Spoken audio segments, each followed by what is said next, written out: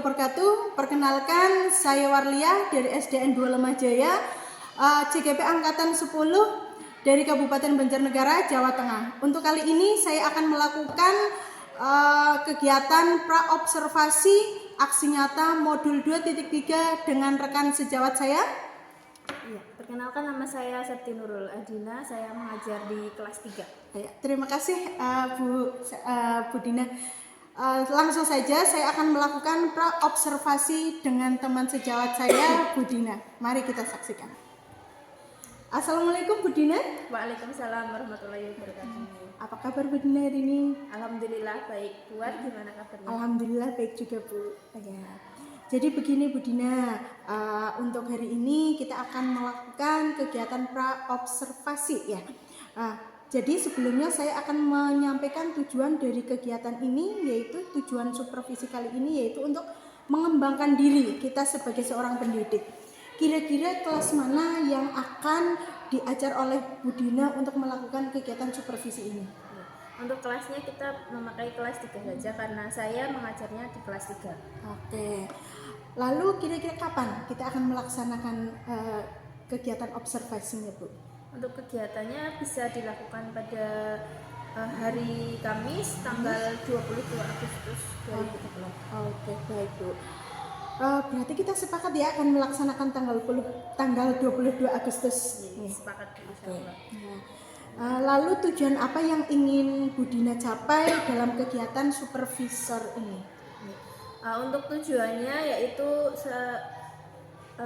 saya dapat nantinya diharapkan siswa bisa berperan aktif dalam diskusi bersama kelompok mereka, kemudian mampu mempresentasikan hasil diskusi mereka dengan percaya diri dan mampu menanggapi dari kelompok lain. Oke. Jadi bagian mana nanti yang kira-kira ingin saya amati Bu? Untuk bagiannya mungkin pada bagian keaktifan siswa pada saat berdiskusi, di mana siswa itu bisa berdiskusi, kemudian mempresentasikan hasil diskusi, menanggapi kelompok lain setelah berdiskusi. Karena selama ini siswa saya itu pada saat berdiskusi kelompok hanya beberapa saja yang aktif, ya. Kemudian yang menanggapi dari kelompok lain itu juga masih kurang. Oh iya. Nanti kira-kira strategi apa yang akan Ibu Dina lakukan supaya dalam berdiskusi ini anak-anak itu lebih aktif dan mampu menyampaikan tanggapan dan pendapatnya ke kelompok lain? Untuk strateginya itu membangun kemitraan bersama murid saya. Nah, strategi ini diberi nama strategi salah bukan masalah, karena mereka itu sebenarnya mempunyai pendapat namun masih takut untuk mengungkapkannya atau menyampaikannya, sehingga strategi ini saya harapkan bisa memberikan keaktifan lagi pada siswa, khususnya pada saat berdiskusi bersama kelompok. Oke. Harapannya setelah kegiatan praobservasi ini apa Bu Dina? Ya, untuk harapannya nantinya diharapkan itu siswa bisa lebih berperan aktif lagi pada kegiatan pembelajaran, khususnya pada saat berdiskusi. Kemudian mereka lebih berani lagi menyampaikan pendapatnya dengan baik. Oke, mungkin cukup untuk kegiatan praobservasi kali ini ya Bu. Semoga nanti untuk kegiatan observasinya berjalan dengan lancar dan sesuai harapan. Amin. Terima kasih Bu. Sama-sama, terima kasih atas waktunya ya Bu Dina.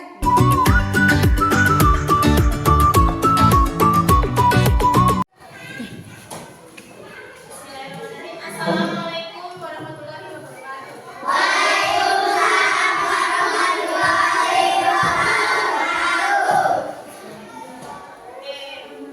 Sebelum memulai pelajaran pada hari ini, ketua kelas disiapkan dulu.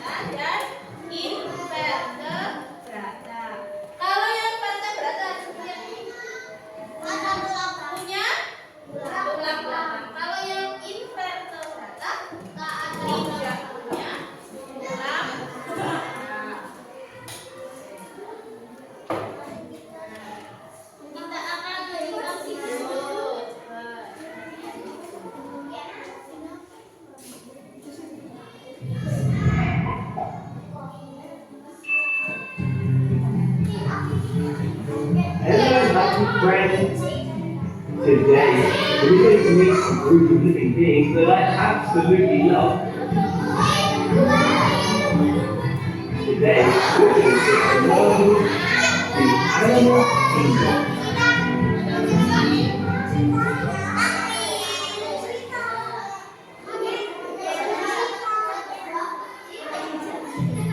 The animal kingdom is divided into two main groups, vertebrates and invertebrates. Vertebrate animals, like this elephant, this parrot, All the dinosaurs have skeletons. They have bones. Look.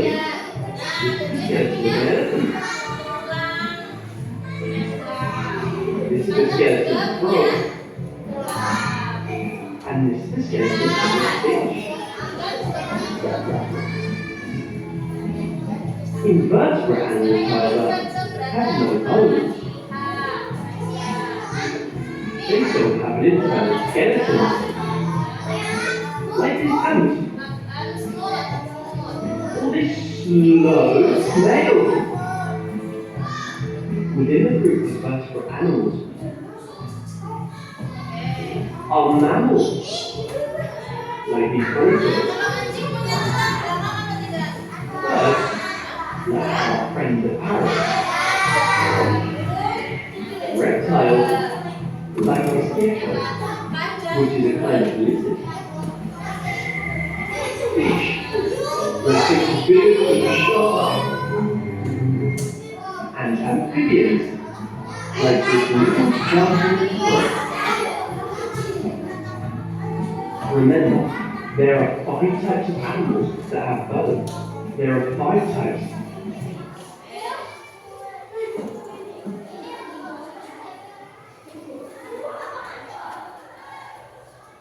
Tadi ya, untuk klasifikasi vertebrata yang pertama. Hewan vertebrata itu hewan yang memiliki tulang belakang. Banyak ditemui dalam kehidupan sehari-hari seperti yang tadi kalian sebutkan. Ada cicak, di sekitar rumah itu ada cicak, kucing,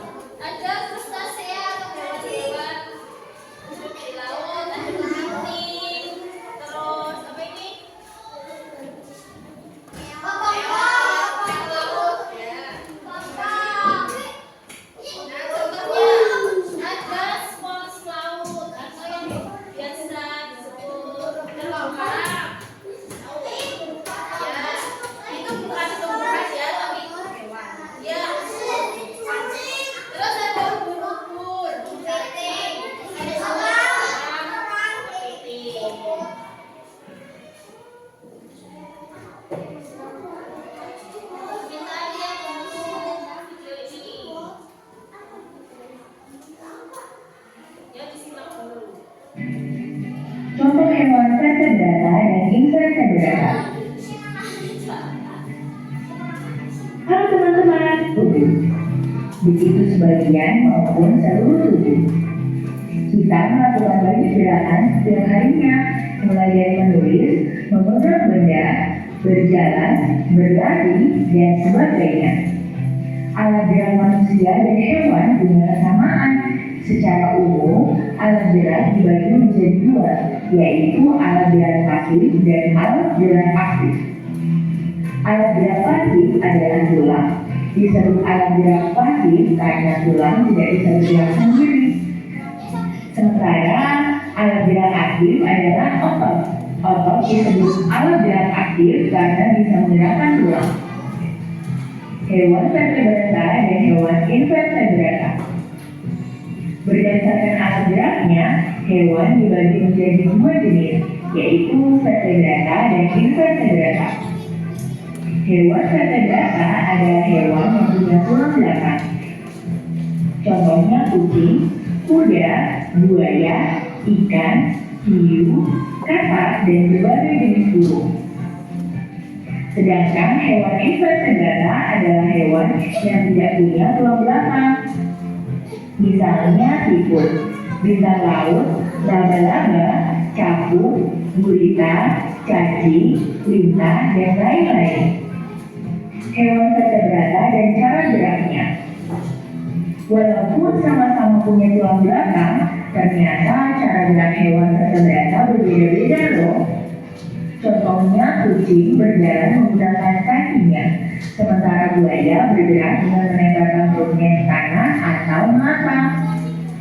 Lalu burung hantu terbang menggunakan sayapnya, ikan hiu berenang menggunakan siripnya.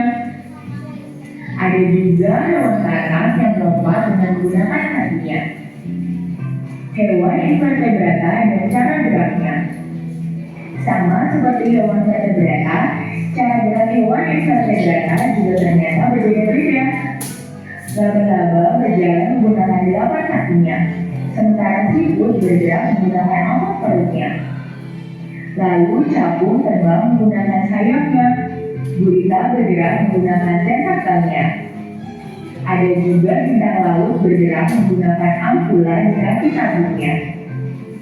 Nah, selain hewan-hewan tadi, hewan apa lagi yang teman-teman tahu cara geraknya? Tulis di kolom komentar.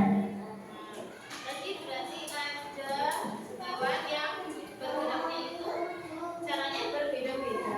Misalnya tadi laba-laba berjalan menggunakan kakinya, sementara siput menggunakan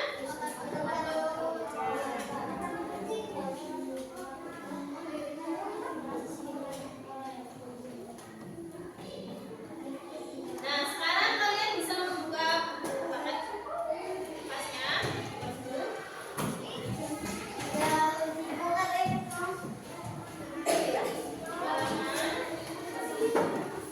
semuanya dibuka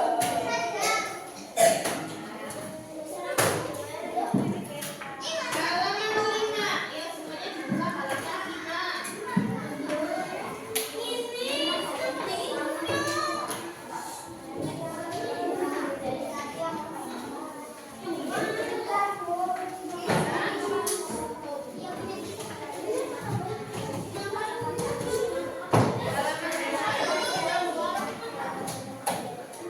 Sudah dibuka semua?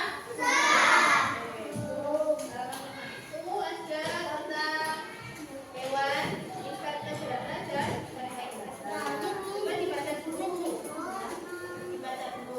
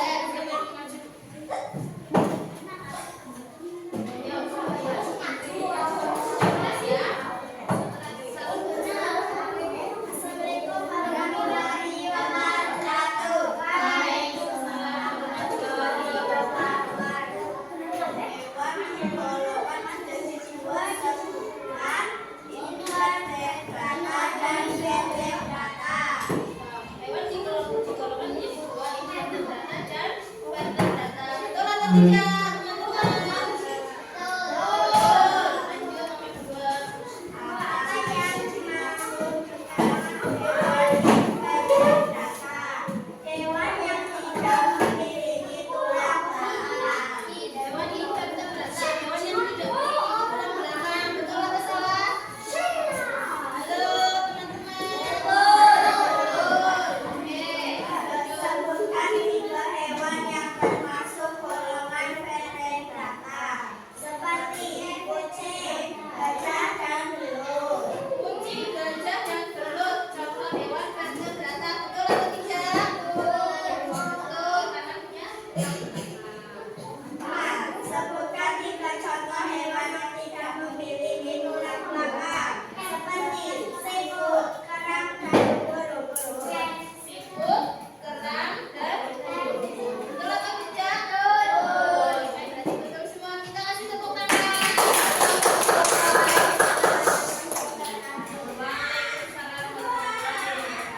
Terakhir kelompok 1.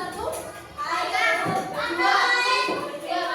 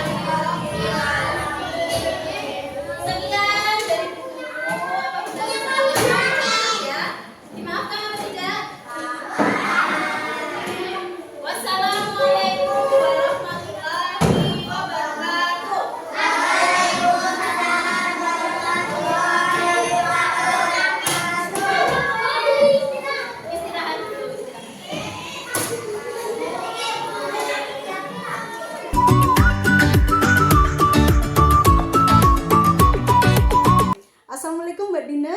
Waalaikumsalam Bu War. Oke, alhamdulillah kita sudah memasuki kegiatan pasca observasi ya Bu Dina.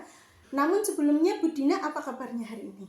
Alhamdulillah saya dalam keadaan baik. Bu War, gimana kabarnya? Alhamdulillah saya juga baik Bu. Bagaimana perasaan Ibu setelah melakukan pembelajaran tadi Bu? Ya, alhamdulillah untuk perasaan saya itu lebih lega karena prosesnya itu berjalan dengan lancar. Menurut Ibu, apakah proses pembelajaran tadi sudah berjalan sesuai dengan apa yang direncanakan Ibu Dina? Alhamdulillah menurut saya itu sudah sesuai dengan rencana. Kira-kira hal-hal apa saja yang membuat Ibu merasa puas dan tidak puas dari kegiatan yang sudah dilaksanakan tadi Bu? Untuk hal yang buat saya puas itu karena sebagian besar siswanya itu sudah menunjukkan proses yang signifikan sesuai dengan tujuan yang dicapai, yaitu bisa lebih aktif, kemudian kegiatan diskusi kelompoknya itu lebih hidup, terus siswanya bisa menanggapi diskusi dari kelompok lain juga pada saat presentasi.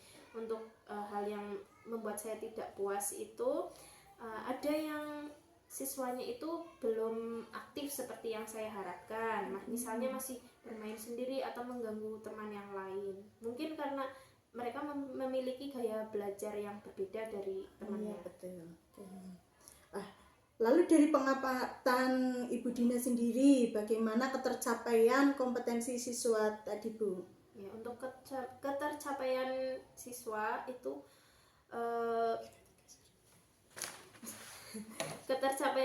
sebagian besar itu sudah tercapai, meskipun ada beberapa yang belum.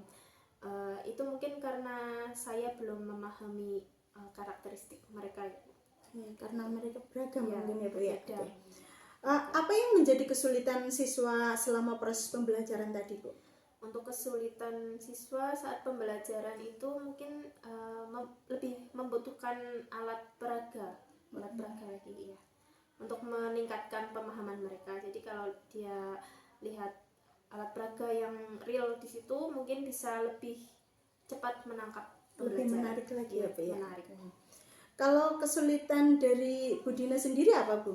Untuk kesulitannya yaitu pada saat menyusun RPP, mungkin untuk memenuhi kebutuhan karakteristik siswa yang berbeda, sehingga belum memenuhi semua gaya belajar mereka. Jadi masih harus memperdalam lagi. Oke. Kira-kira apa yang akan Ibu lakukan untuk menjadikan alternatif mengatasi kesulitan-kesulitan yang Bu Dina hadapi saat ini? Ya, untuk menghadapi kesulitan itu mungkin saya nanti bisa berdiskusi dengan teman atau guru senior yang lebih menguasai penyusunan RPP ini berdiferensiasi. Oke. Hal-hal apa saja yang didapatkan dari kegiatan ini menurut Bu Dina? Untuk dari kegiatan ini itu saya jadi lebih mengetahui sejauh mana kompetensi saya dalam melayani siswa. Kemudian bagaimana siswa itu bisa belajar dengan nyaman. Kemudian mengetahui kekurangan dan kelebihan proses pembelajaran yang selama ini saya lakukan. Oke. Lalu apa yang akan Ibu lakukan untuk pertemuan berikutnya Bu?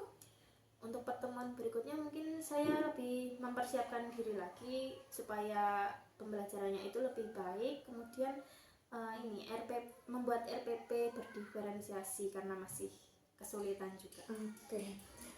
Saya kira cukup untuk kali ini ya Bu ya. Semoga yang Ibu rencanakan untuk pertemuan berikutnya dapat berjalan dengan lancar, lebih baik lagi. Saya ucapkan terima kasih atas waktunya Bu Dina ya Bu ya. Semoga sukses selalu. Amin. Terima kasih Bu War. Iya, sama-sama.